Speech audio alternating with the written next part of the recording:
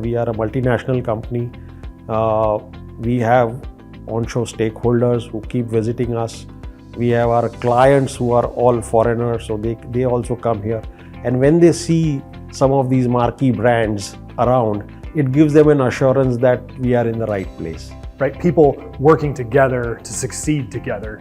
And I think that has probably been the biggest benefit of being part of the Godrej community.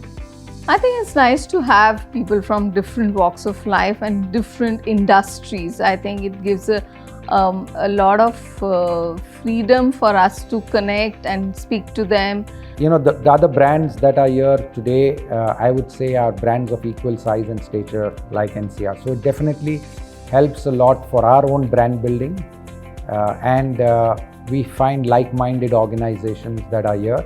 80% of our employees falls in the age group of 28-29. They feel thrilled to be here, and that's the reason we are prospering here.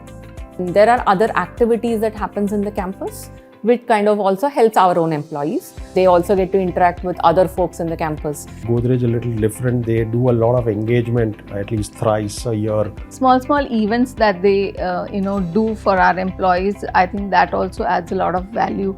So overall, the business district really provides a good environment for everybody who wants to do business here.